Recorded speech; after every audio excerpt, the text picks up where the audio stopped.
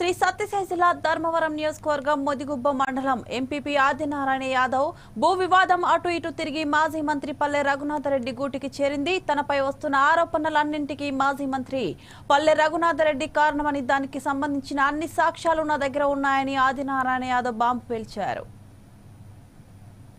దాని మీద injection order తేవడం, ఫేక్ డాక్యుమెంట్ సృష్టించి పెనుగొండ దగ్గర నా భూమినంతా కాజేయాలనే ఉద్దేశంతో పల్లె రఘునాథ్ రెడ్డి, విష్ణువర్ధన్ రెడ్డి అండ్ గ్యాంగ్ ఈ భూమిని కాజేయాలని చెప్పేసి మొత్తం ఒక ఫేక్ క్రియేట్ చేసుకొని దాని మీద ఇంజెక్షన్ ఆర్డర్ తేవడం అనేది అప్పట్లో తీసుకొచ్చి దాన్ని బలవంతంగా మమ్మల్ని బయటకు కూడా పంపించడం జరిగింది.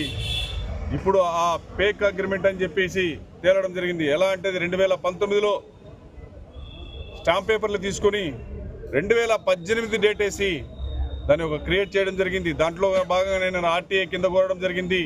ఏదైతే దాంట్లో ఎఫ్ఐఆర్ 3/20, 4/20 ఎఫ్ఐఆర్ నమోదులు కావడం జరిగింది. ఆ ఎఫ్ఐఆర్లు ఖచ్చితంగా నిజాలు నిగ్గు తేలుతాయి. తేలినప్పుడు ఇలా రాజకీయ భవిష్యత్తులు కూడా ఉండవు. దాంట్లో భాగంగా ఉండవనే ఉద్దేశంతోనే దాంట్లో ఈ గ్యాంగులో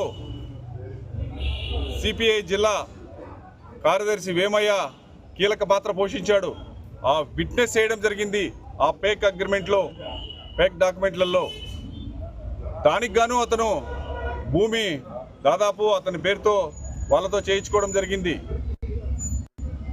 ఇదంతా ఒక కుట్రపూరితంగా దీని వెనకల నన్ను వెనుకాడకుండా ఏమి చేయడానికి కూడా సిద్ధంగా వాళ్ళు బరి తెగించి నా మీద లేని పని అసత్య ఆరోపణలు కూడా చేయడం జరుగుతుంది. రాజకీయంగా ఒక బడుగు బలహీన వర్గాలు కూడా ఎదగకూడదని చెప్పేసి ఇక్కడ నేతలు కూడా అందరూ కలిసి నా మీద లేనిపోని అవాస్తవాలన్నీ రాపేయడం జరుగుతుంది. ఇది కాకుండా ఇంకా ఎన్నో కుట్రలు నా మీద జరగడానికి కూడా వెనుకాడడం లేదు.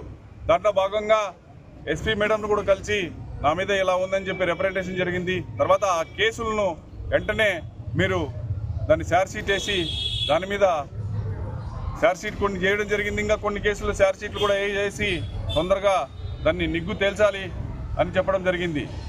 ఒకవేళ ఇక్కడ నాకు న్యాయం జరగకపోతే నేను సిబిసిఐడి, ఈడీ, ఎన్ఫోర్స్మెంట్ డైరెక్టర్ కూడా ఈ ఆధారాలతో